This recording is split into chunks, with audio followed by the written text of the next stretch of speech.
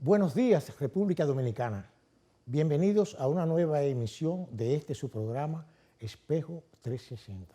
Gracias por hacernos su programa favorito de los domingos. Iniciamos con Semana 360, un resumen de las principales noticias nacionales e internacionales. Veamos. ¿Qué tal, amigos? Este es el resumen Semana 360. El gobierno dominicano planea vacunar a más de 7.1 millones de individuos en edades comprendidas entre 18 a 80 años y más antes del mes de diciembre. Así está contemplado en el Plan Nacional para la Introducción a la Vacuna contra el COVID-19 que se realiza con el apoyo de la Organización Panamericana de la Salud. El presidente de la República, Luis Abinader, visiblemente afectado por la realidad que atraviesa la República Dominicana, pidió a Dios y a la Virgen de la Altagracia que le ayude junto a los organismos internacionales a poder adquirir la vacuna para la prevención del coronavirus lo antes posible. Durante la celebración de la misa por el Día de la Virgen de la Altagracia, en medio de la crisis sanitaria generada por la pandemia COVID-19, el abrazo de la paz ha sido sustituido por la mirada de la paz. El presidente Luis Abinader promulgó la Ley 721 que modifica la Ley 4620 sobre transparencia y revalorización patrimonial para ampliar el plazo del régimen tributario. Según el comunicado de prensa de la Presidencia de la República, la legislación establece el régimen tributario especial con carácter transitorio que permitirá a los contribuyentes declarar, revalorizar y efectuar el pago correspondiente de manera voluntaria y excepcional ante la Dirección General de Impuestos Internos respecto de aquellos bienes o derechos que se especifican en el artículo 5 de esta ley. El Poder Ejecutivo creó mediante el Decreto 3621 el Programa de Cumplimiento Regulatorio en las Contrataciones Públicas en la República Dominicana.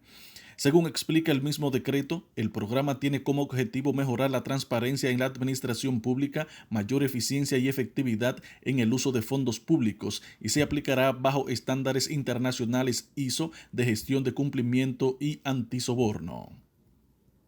Los ministros de Medio Ambiente de la República Dominicana y Haití suscribieron el jueves una declaración en la que se comprometen a trabajar juntos para proteger el medio ambiente de la frontera que comparten.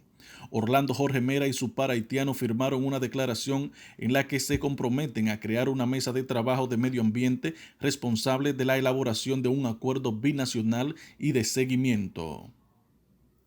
Entre enero y octubre del año 2020 fueron presentadas 3.851 denuncias por violencia de género y delitos sexuales en la Fiscalía del Distrito Nacional en la República Dominicana. De este total de denuncias, el 64% fueron realizadas en las fiscalías comunitarias y el 36% restante a través de la Unidad de Atención y Persecución de la Violencia de Género Intrafamiliar y Sexual. Y en el ámbito internacional, el nuevo presidente de Estados Unidos, el demócrata Joe Biden, aprobó el miércoles un paquete con 17 órdenes ejecutivas, muchas de ellas que revierten decisiones previas del exmandatario Donald Trump. Entre las medidas está cancelar la emergencia nacional que Trump había decretado para desviar fondos y financiar así la construcción del muro fronterizo con México, que por el momento queda en el aire.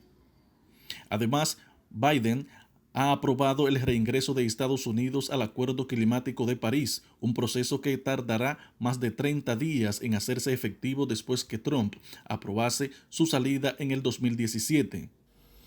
En la misma línea, el presidente ha suspendido la salida de Estados Unidos de la Organización Mundial de la Salud OMS, aprobada por Trump. La presidenta del Banco Central Europea, Christine Lagarde, advirtió de que la pandemia todavía crea riesgos serios para la salud pública y para las economías de la zona euro y global. Dijo que el comienzo de las campañas de vacunación en la zona euro es un hito importante en la resolución de la actual crisis sanitaria. En la semana 360, informó Joaquín Caraballo.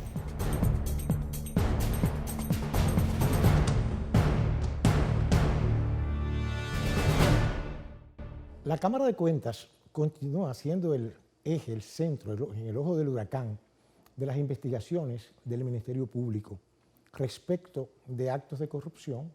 No se le está acusando, pero sí se está investigando una serie de irregularidades que han surgido, que que se han destapado a raíz de la circunstancia, ¿verdad?, que estamos viviendo desde el punto de vista político.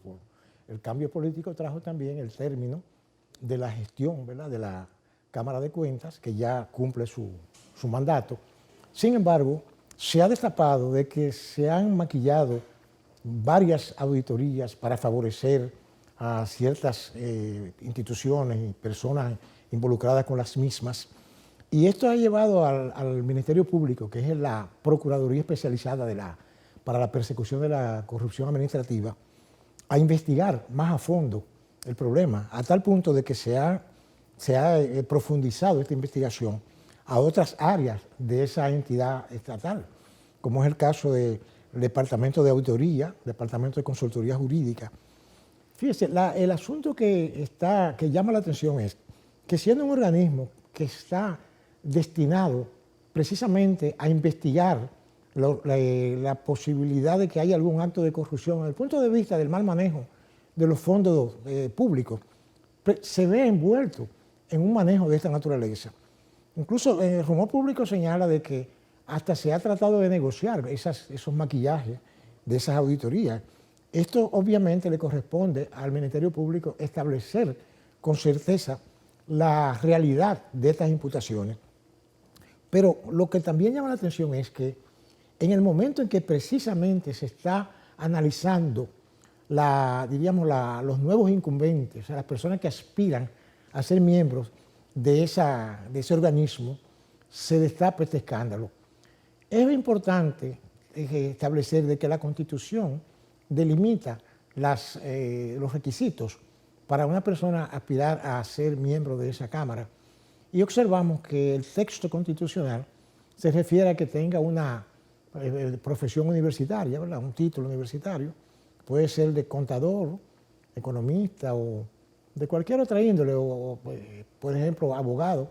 Sin embargo, siempre he conversado con amigos que son auditores, están especializados en esa área, y nos dice que, miren, lo más importante sería que fueran auditores forenses, que son las personas que se encargan de investigar y detectar cualquier tipo, ¿verdad?, de anomalía que haya en la apropiación, asignación, ejecución presupuestaria de fondos en una entidad específica. En este caso sería el Estado, que es más complejo el asunto, porque el Estado es muy amplio. Tiene muchas instituciones que, ¿cómo le diría?, que manejan, todas las instituciones del Estado manejan fondos públicos, todas, unas más, otras menos, pero deben estar sometidas al control de la auditoría, es como se llama, ¿verdad?, los mecanismos que utiliza la Cámara de Cuentas. Claro, hay otros organismos que tienen también funciones de controlar, como es el caso de la Contraloría General de la República. Pero la Cámara de Cuentas tiene visos como de cierta independencia, aunque en la práctica no se han comportado así, porque hemos observado de que nunca se había visto un cuestionamiento de esa naturaleza, a pesar de que hubo una época en que hubo un gran escándalo en la Cámara de Cuentas. Tenía que ver con aumentos de sueldo unilaterales y con ciertas inconductas que llevaron a que incluso se llevara a cabo una especie de cuestionamiento por parte del Senado en el Congreso, que es la institución que se encarga de nombrarlos y de controlarlos. Y parece que estamos llegando de nuevo a ese tipo de situación.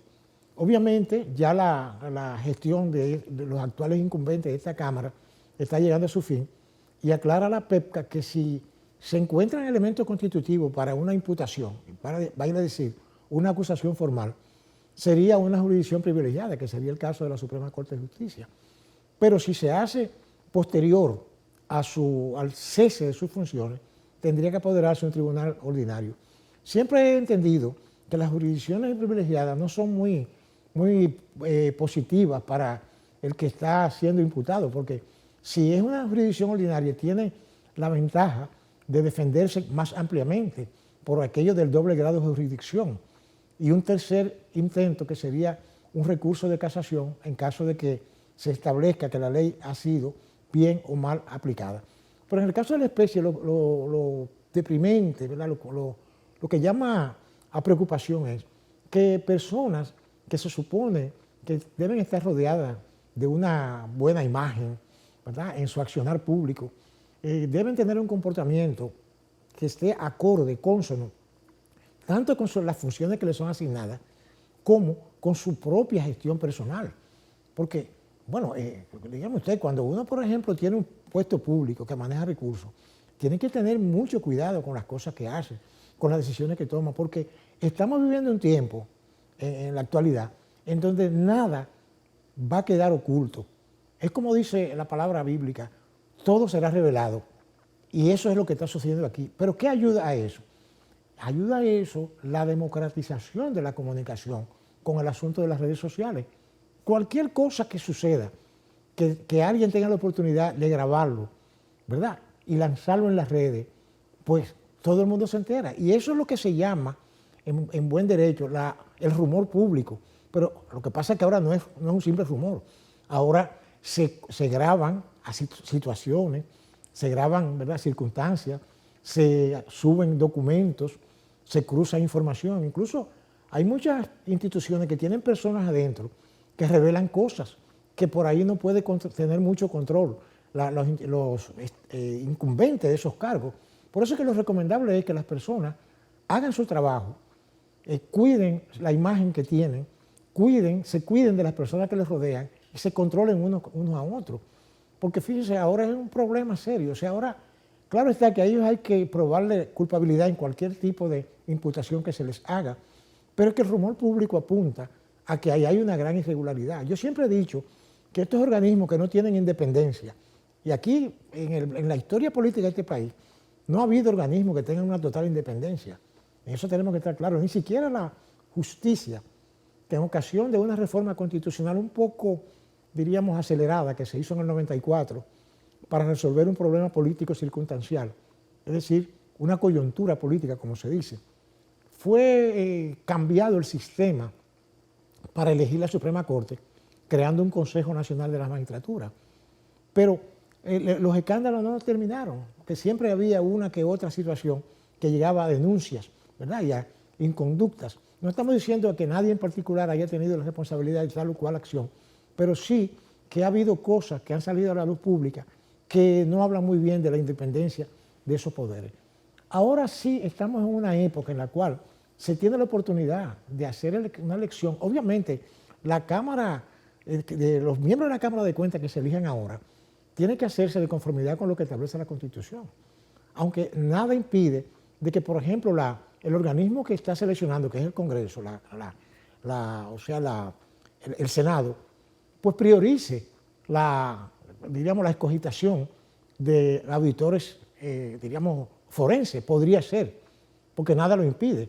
Porque es que el texto constitucional establece, diríamos, los parámetros, pero no dice que obligatoriamente haya que elegir un contador, un abogado, ¿verdad?, un economista, un administrador de empresa, no. Dice que preferentemente las personas deben tener ese tipo de formación académica. Y en este caso hay unas personas que están aspirando ahí, que lo prudente sería no solamente el buen historial que tengan estas personas, ¿verdad?, en su vida privada y pública, porque obviamente cuando una persona tiene algún tipo de, diríamos, de asunto pendiente con lo judicial, sea por la simple investigación, lo más prudente es que se abstenga, ¿verdad?, de aspirar a un cargo hasta que esas cosas no se diluciden. No es que no tenga el derecho, porque siempre nos hemos planteado de que una persona no es culpable hasta que no exista una sentencia firme, es decir, con la autoridad de la cosa definitivamente juzgada. Así que nosotros entendemos de que el proceso que ya está en marcha, ¿verdad?, ya se están examinando para la cogitación de los nuevos miembros. O sea, entendemos que en esta semana, el 26, ya comienzan las entrevistas, ¿verdad?, para estos nuevos aspirantes, y en ello pues va a poner todo su empeño el organismo, ¿verdad?, encargado de hacer ese tipo de entrevistas y luego la escogencia de los miembros definitivos. Serán juramentados prácticamente en un corto periodo de tiempo. En otro orden, y llegando también el análisis a los aspectos públicos, estamos observando que el programa de las Naciones Unidas para el Desarrollo llamado PNUD por sus siglas en español, se ha convertido, de conformidad con la práctica actual, en la carta de confianza de las autoridades en general. Hay envueltos varios ministerios, para manejar los fondos y evitar cuestionamientos de corrupción. Pero ¿qué pasa? Que claro, ellos lo que van a hacer es asesorar y van a dar, es una especie como de veeduría, es decir, como que dan la sensación de que las cosas se están manejando con transparencia. Sin embargo, estamos observando que, por ejemplo, en el caso del Ministerio de Educación, el Ministerio MINER, ¿verdad? Ha habido una inversión de más de 233 millones de dólares solamente en asesoría, mientras que la adquisición de equipos, por ejemplo, a computadoras, tablets, etcétera, asciende a 13 mil millones de pesos. O sea que es más lo que se ha invertido en asesoría con este organismo que el costo de los equipos que ha adquirido el ministerio. Obviamente el ministerio señala que eso fue sometido a una licitación, eso está bien que lo aclare, pero lo que estamos mirando es, como dice el pueblo llano, que posiblemente la sal salga más que el chivo. Es un refrán popular que la gente lo entiende de inmediato, de que vamos a pagar mucho más porque nos asesoren que por los equipos que realmente van a ser utilizados en esa nueva modalidad que es la educación a distancia, por la vía, diríamos, de la televisión, ¿verdad?, el internet, etc. O sea que no solamente es el MINER que está envuelto en la auditoría, ¿verdad?, o mejor dicho, la asesoría que le está haciendo este organismo, sino que hay otros, como son, por ejemplo, turismo. Vemos que también está involucrado otros ministerios, que no está mal la asesoría. Lo que pasa es que es como muy costosa. Y además hay otra cosa, y es que me llama la atención. La ONU, ese es un organismo de la ONU. La ONU tiene muchos organismos que intervienen en los países, ¿verdad? Tiene muchos. Por ejemplo, ACNUR, como para el asunto de las migraciones, etcétera, etcétera. Pero la ONU no puede dar mucha señal de mucha transparencia, porque la ONU estuvo involucrada en escándalos de corrupción en los tiempos de un famoso secretario general, que no mencionamos su nombre aquí por razones, ¿verdad?, de ética, pero que sí se vio envuelto en serios problemas de corrupción e investigación. Vamos a una breve pausa y regresamos con más informaciones.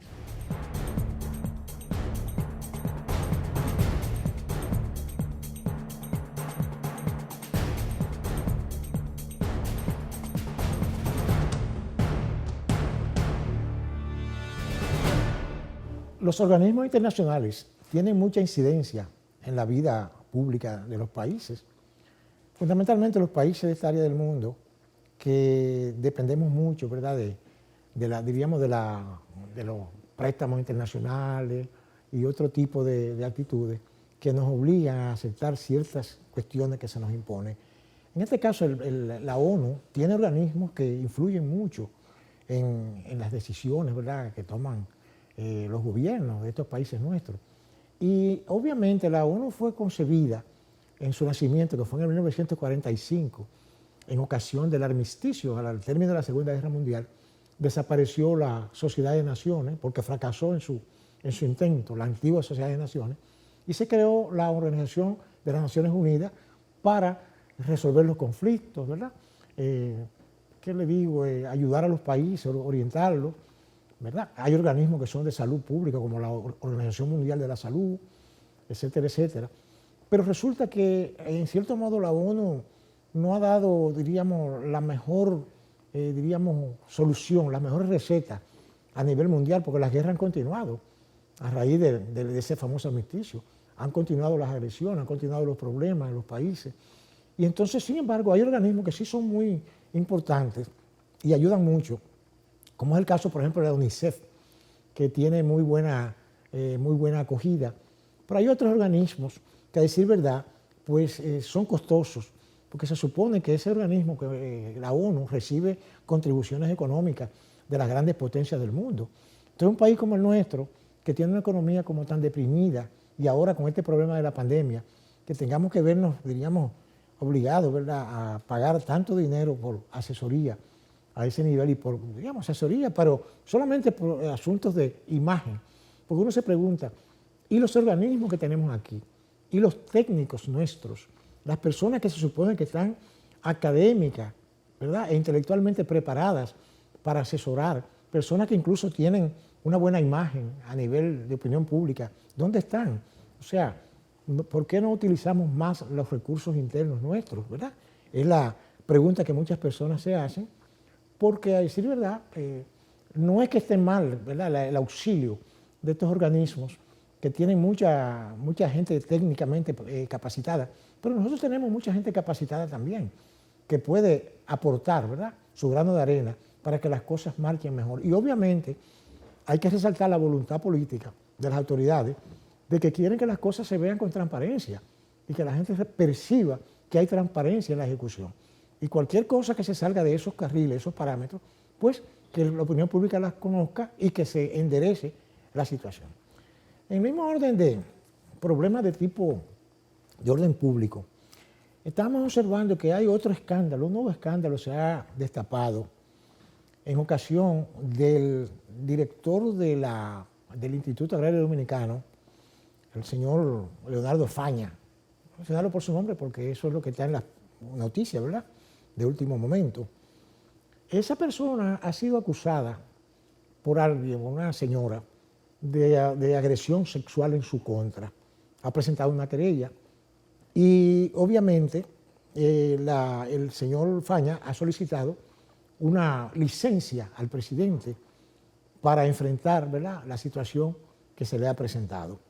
Es un hito el de que se convierta en el segundo funcionario del gobierno que se ve obligado a solicitar una licencia para enfrentar una situación de esa naturaleza. Esto está en manos del Ministerio Público, que ha recibido la querella. Hasta ahora se está manejando el asunto a nivel de opinión, ¿verdad?, pública, en la prensa, pero como sabemos, las personas son inocentes hasta que se le pruebe lo contrario. Esto es una afirmación que siempre tiene validez. Ahora, en el caso, por ejemplo, de este tipo de delitos, es un poquito más, diríamos, difícil y problemático, porque, por ejemplo, si se trata de delitos de sangre o delitos de corrupción económica, las pruebas son un poco más factibles de obtener, más fáciles de deducir, pero aquí a veces uno no sabe, porque obviamente una persona que es sometida por ese tipo de delito, pues, tiene que estar sometida, ¿verdad?, a una investigación muy delicada para establecer la veracidad, porque a veces ha sucedido, y en esto no estamos registrando, diríamos, validez ni nada a cualquier acusación, porque eso será el Ministerio Público que se encargará, y de hecho ya está apoderado de esa investigación. Pero en la práctica nuestra como abogado, a veces resulta que hay personas que por ejemplo, aprovechan circunstancias, ¿verdad?, para acusar a alguien, por ejemplo, de un delito de esta naturaleza, y entonces resulta que la persona, pues, obviamente se ve afectada en su imagen pública, pero, sin embargo, hemos observado que eso parece que una conducta reiterativa en nuestro medio, porque no solamente a nivel público se han visto eso, sino se ha visto también en otros periodos de gobierno que se han visto personalidades, funcionarios, etcétera, envueltos en ese tipo de problemas. O sea que es importante que las personas que ejercen una función pública se cuiden mucho de su entorno, se cuiden mucho de lo que dicen, de lo que hacen, de lo que dicen y de lo que no dicen. Porque hay que tener en cuenta, claro, el señor Faña dice que eso es una acusación política. Bueno, eso lo va a determinar el Ministerio Público, porque el Ministerio Público lo que va a buscar es, diríamos, los méritos de esa querella. Y los méritos tienen que ver con los elementos constitutivos, ¿verdad? Los indicios, ¿cómo le digo? Hay muchas pruebas que pueden ser sometidas, diríamos, a la investigación, que no tienen que ver necesariamente con el hecho en sí, porque generalmente esos hechos no tienen testigos oculares. Eso es una de las dificultades en el proceso probatorio. Pero hay una serie de elementos que llevan a presunciones, diríamos, como se llama en derecho, presunciones importantes que pueden llevar a que el Ministerio Público tenga pueda determinar si hay o no méritos para someterlo a un juicio o al juez de instrucción que determine si es meritorio hacia un juicio. Pero lo importante es de que las cosas se están poniendo muy claras ahora, porque fíjense, leemos que la señora Milagro Ortiz, que es la directora de, ¿cómo se llama esto? De la transparencia, es la palabra, porque es nuevo ese organismo gubernamental. Es importante, eso es ética, ¿verdad? Ética gubernamental, muy bien. Creo que por primera vez observo que ese organismo está haciendo un trabajo que tiene que ver con sus funciones propiamente dichas. Bueno, si usted tiene un problema que está siendo cuestionado, usted debe ser suspendido, ¿verdad? Hasta tanto esa investigación concluya y se determine si usted es o no pasible de ser sometido a la justicia. Pero ella señaló de que no hablaría con esa persona, y es correcto eso, hasta tanto no se determine, porque posiblemente ella tendría eventualmente que hasta que haberlo cuestionado también, porque como ella es la directora de ética gubernamental, pudo haber también pasado, ¿verdad?, por sus manos ese expediente. Entonces el presidente suspendió, según entendemos, al señor Faña, en virtud del artículo 48 de la ley 4108 sobre función pública, que establece que cuando suceda ese tipo de cuestionamiento con un funcionario de orden público, pues el presidente puede suspenderlo hasta la prueba en contrario, o sea, hasta que se diga, bueno, es pasible de ser sometido o no serlo. Pero es realmente importante de que las cosas se están haciendo como manda el texto y esperamos que las cosas lleguen al final, cual sea el resultado, sea que sea imputable o no lo sea, pero que eso se conozca como debe conocerse. Hay otro punto que es importante señalar, alejándonos un poco de los aspectos ya penales y de corrupción, e irnos a algo que está afectando fuertemente la economía popular, y es que se han disparado los precios de la canasta familiar. Ya ustedes saben que la canasta familiar se compone de lo que la gente come, de lo del día a día, el arroz, la habichuela, la carne, los vegetales, los plátanos. Entonces, es una preocupación importante, porque en un momento como este, en donde no hay la posibilidad de que la gente aumente sus ingresos, de que la gente inclusive pueda tener los trabajos que está acostumbrado a realizar, porque la gente ha perdido, la mayoría de la gente que estaba empleada ha perdido sus empleos. El chiripero, que es una fuerte parte de la economía, se ha visto afectado también por los problemas de los toques de queda, que no puede tener la misma movilidad que tenía antes.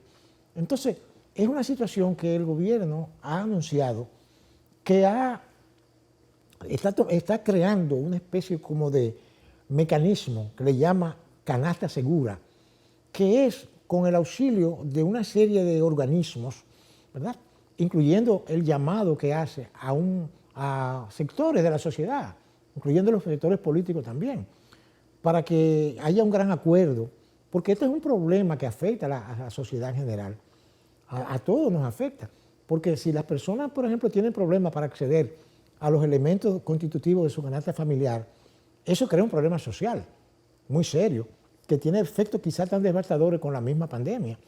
Por eso es que es importante de que los acuerdos que está planteando el gobierno incluyen, por ejemplo, productores, mercados mayoristas, minoristas, ¿verdad?, detallistas. Todo eso está involucrado en ese proyecto de canasta segura.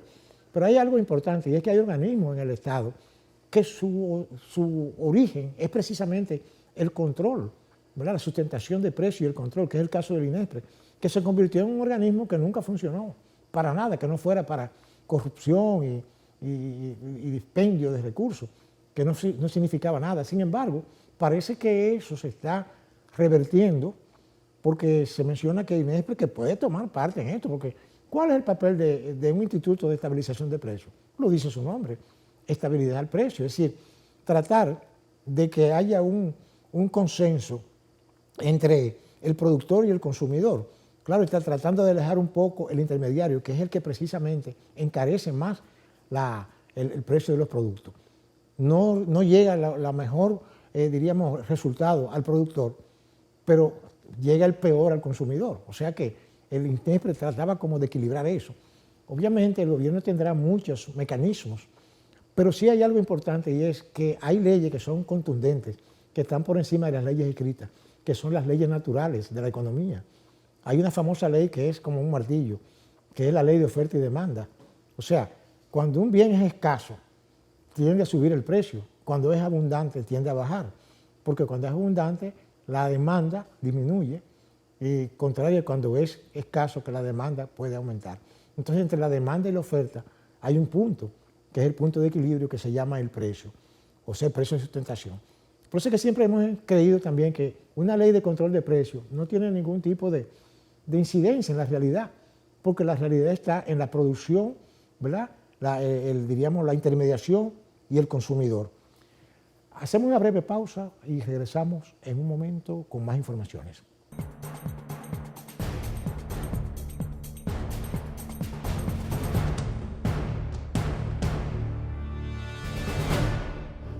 Pero no todos son malos augurios con la economía. Observamos de que el Banco Central señala de que hacia marzo la economía podría empezar a crecer en un 6% ahora en 2021 y que hay otros elementos que apuntan a la recuperación, como el caso de la inversión extranjera, que podría verse incrementada en unos 2.700 millones de dólares. Pero algo también que es más realista, y es que las remesas seguirán aportando. Como ya sabemos, las remesas crecieron en un 16% en la última, diríamos, revisión de los números del Banco Central. Eso es importante que suceda, porque eso va a paliar, ¿verdad?, la gran dificultad económica que está atravesando nuestro país. En otro sentido, el presidente de la República, en su alocución, la última alocución que dirigió el país, una especie como de rendición de cuentas, pero más bien fue una alocución, ¿verdad?, de información, lo cual es muy bueno, porque la gente quiere que el presidente, el líder, porque el líder no de un partido político, el líder de una nación, porque es la persona que fue elegida por la mayoría para conducir los destinos de todos nosotros, tanto de los que votaron en su favor, como de los que votaron en contra, como de los que no votaron. Es el presidente de la República. Él señaló de que está cansado de la pandemia. Y digo el cansado con un dejo de cansancio para que se entienda lo que él puede sentir. Porque, óyame, tener esa carga de tantos problemas, de tan diferentes, diríamos, naturaleza en sus hombros, puede que no sea fácil para ninguna persona. Obviamente, esta persona tiene una buena disposición anímica para tratar de enfrentar esta situación y confiesa de que él entiende de que también están cansados las autoridades, están cansados los policías, los militares, pero ante todo el pueblo, que está confinado, que no tiene libertad de hacer lo que es natural, moverse, ¿verdad? Ir allí, ir acá, hacer su trabajo. ¿Por qué? Porque un estado de emergencia, de excepción, ¿verdad?, de emergencia, que nos mantiene confinados como por cerca de un año. Entonces eso no es nada que sea agradable para nadie, pero hay una gran realidad detrás de todo esto. ¿Y cuál es? Que el patógeno está ahí y está creciendo, sigue expandiéndose. Entonces el problema es qué es hacia dónde van las cosas. Uno de los vectores que uno observa es que posiblemente el presidente, al hablar de esa forma y hablar del cansancio y del toque de queda, podría estarse refiriendo, por ejemplo, a una flexibilización de esas medidas. Y eso uno se pregunta, bueno, pero, o sea, ¿es el momento oportuno para eso? Bueno, ahí hablarán las personas que saben de eso. Para mí los que primero saben de eso son los médicos. O sea, los médicos, la gente que conoce la salud, la gente que brega con los problemas de los contagios, son los más autorizados, pero obviamente quienes toman las decisiones son los políticos. En este caso, el presidente toma la decisión porque el Congreso le autoriza, ¿verdad?, en un estado de emergencia a tomar ese tipo de decisión. Ahora, obviamente, hay que tener en cuenta que países mucho más organizados que el nuestro y de los cuales dependemos mucho en nuestra economía, como son, por ejemplo, Estados Unidos, como son España, la misma Francia, Inglaterra, hasta Rusia, que también tiene mucho turismo acá. están confinando. O sea, ellos flexibilizaron la medida y tuvieron que echar hacia atrás, como se dice en algo popular, porque vieron que comenzaron los contagios a subir de una manera increíble, a tal punto de que la Organización Mundial de la Salud ha afirmado que precisamente la flexibilización de esas medidas al punto en que se hizo en Europa fue la que provocó una especie como de variación, de mutación, es lo que se dice. Aunque la buena noticia es que ya la vacuna se está aplicando, que ya los países están aprobando las diferentes vacunas, que se le están aplicando preferentemente al personal médico, a las personas de mayor riesgo, en edad, condición, diríamos, de salud, etcétera, etcétera. Y eso es un buen augurio para países como el nuestro. Ya nuestro país también hizo acuerdos con he entendido que la Pfizer, ¿verdad? Y creo que AstraZeneca, uno de esos laboratorios que están en este asunto. El Congreso también aprobó, ¿verdad?, estos acuerdos. Es decir, que la voluntad política del gobierno está dada en que esa vacuna llegue a nuestro país, inclusive que pueda llegar un cargamento un poco antes de marzo. Puede ser que en febrero, podría ser, ya se esté aplicando aquí, por lo menos en la parte inicial de este operativo. Pero lo importante es que hay que tener cuidado, porque es que los números nos están diciendo que los contagios van en aumento, una cifra que no bajan de 1000 y tantos, y es muy preocupante. Entonces, bueno, habrá que ver con qué medidas el gobierno vendrá, pero sí, este es un tema que es un tema de agenda nacional, no es una cuestión unilateral, porque la realidad está dada ahí, en los resultados. Los hospitales están casi colapsados, las unidades de cuidados intensivos están prácticamente casi todas ocupadas, ¿verdad? Inclusive la odisea para obtener una prueba diríamos, de positividad o no, la llamado PCR, es muy difícil para la gente común acceder, porque parece que no se están como aplicando la cantidad de pruebas que se había planteado. O sea, hay casi más personas demandando la prueba que las pruebas en sí disponibles. Pero la idea es que este es un momento de mucha reflexión, de mucha cordura, ¿verdad?, para afrontar y enfrentar una situación de la cual nadie estaba preparado para eso. Esa pandemia, cuando llegó aquí, aunque ya en otros países había empezado, como fue el caso de China, que en China ya desde noviembre, principios de diciembre, ellos sabían lo que había, pero según rumores que se leen en la prensa internacional, la OMS, según se dice, eso no ha sido probado, recibió como el encargo de China de que no mencionara eso para evitar un pánico. Pero resulta que cuando lo vinieron a avisar, ya el virus estaba, diríamos, expandido por Europa y en otra parte del mundo, porque la gente seguía viajando, ¿verdad?, los turistas, por aquí, por allá. Y ustedes saben que uno de los vectores de propagación más rápido, más fundamental para que un virus contagie a la mayor parte de las personas, es la movilidad. Si no hay mucha movilidad, pues el patógeno tiene menos posibilidad de expandirse. Pero claro, no es hora ya de lamentaciones, sino de tomar decisiones y que entendamos que es una realidad que estamos enfrentando y que el gobierno tiene una situación en sus manos. Son dos factores de mucho peso, que son la salud de la gente común, de todos nosotros, con las medidas que pueda tomar, ¿verdad?, con diríamos, el control, ¿verdad?, diríamos, del movimiento de la gente, de ofertarle los servicios de salud de calidad, etcétera, etcétera, y también oportunos. Pero también está el problema de la economía, porque si la economía no abre o va gradualmente abriendo, entonces no sabríamos qué problema podríamos enfrentar más adelante. Esto tomando en cuenta de que pudiera controlarse por lo menos el nivel de contagios, que se estabilice, es lo que se llama como establecer un pico, es la palabra que usan los doctores, los que saben de eso. Entonces ese pico, entonces bajar la curva, es la palabra que se usa mucho, que se puso de moda, ¿verdad?, en esta etapa.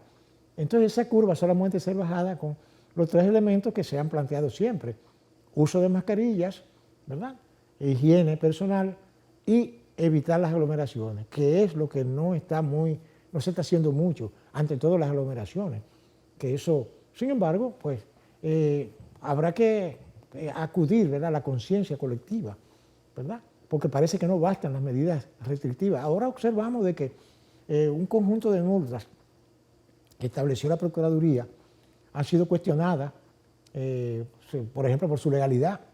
Las multas sobre la violación del toque de queda. Incluso las jueces han opinado que esa medida no tiene una base legal porque no hay una ley que castigue la violación del toque de queda. Nosotros tenemos un criterio muy particular sobre el asunto, y es que una cosa es el mecanismo de imposición de la multa y otra cosa es sancionar la violación de la norma. Porque si hay una norma no solamente es una ley, también un decreto fundado en base a la ley. Lo que pasa es que la multa debe ser establecida por una ley y hay multas que están establecidas por la Ley General de Salud, ¿verdad? Y entonces la violación, por ejemplo, de un decreto puede ser también sancionado. Lo que pasa es que siempre yo he sostenido que un Ministerio Público no puede imponer multas.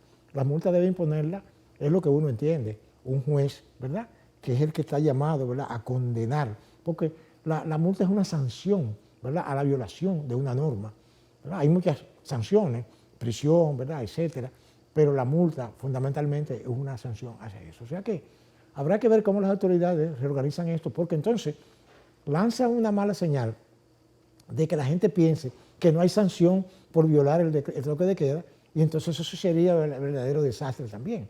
Tiene que haber un consenso para explicar a la ciudadanía el debido proceso de cómo se va a manejar esto. Amigos, hacemos una breve pausa y regresamos con más informaciones.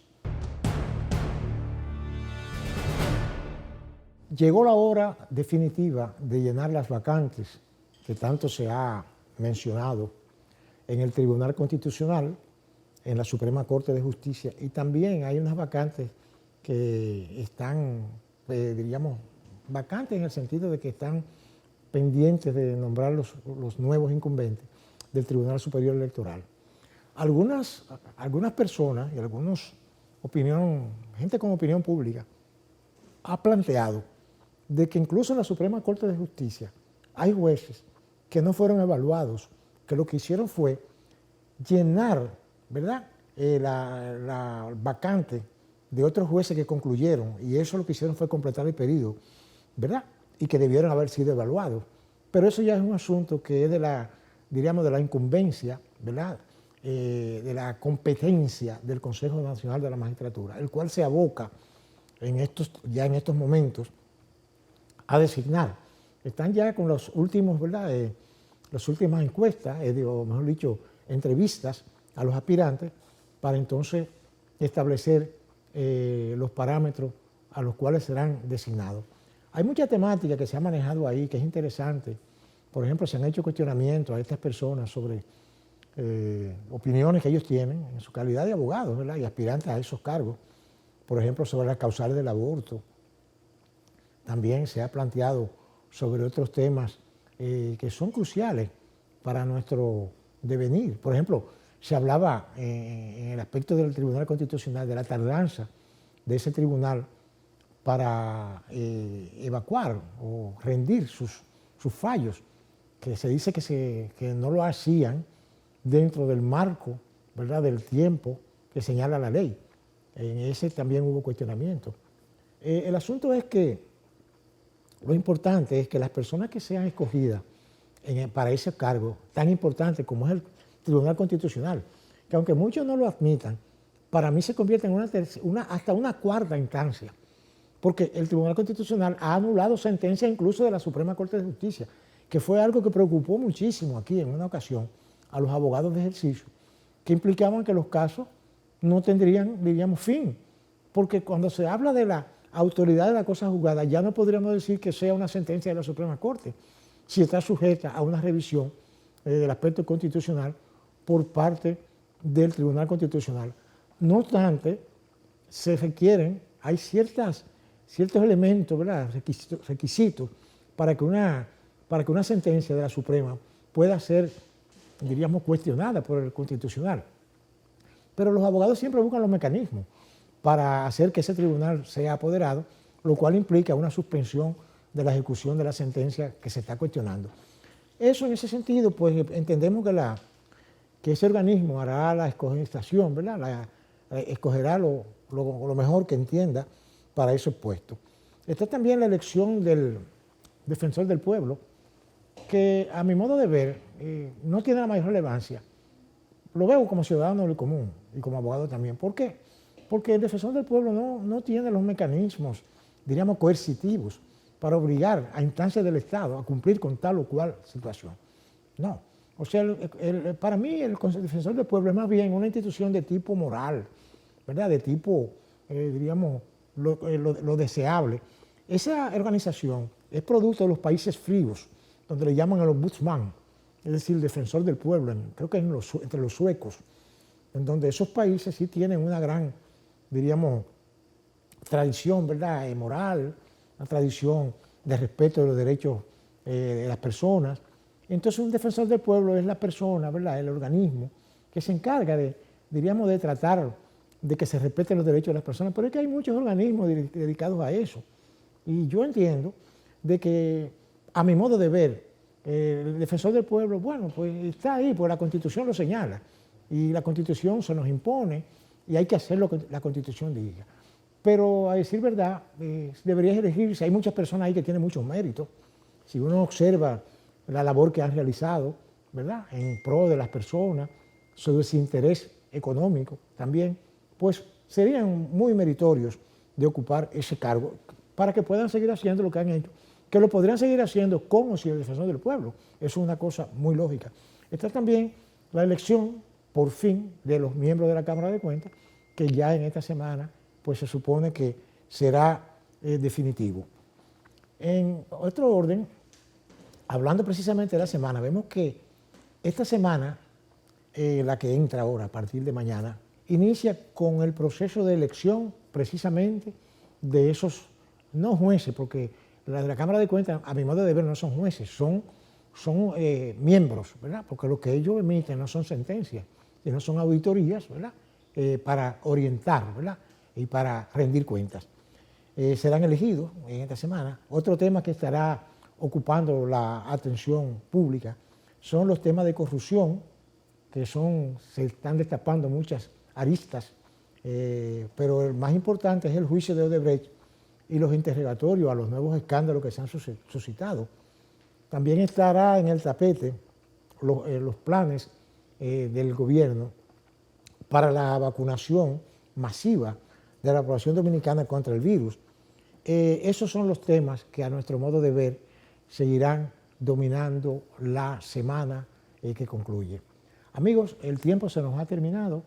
Gracias por su atención, con una invitación para nuestro programa el próximo domingo en este mismo canal y a esta misma hora.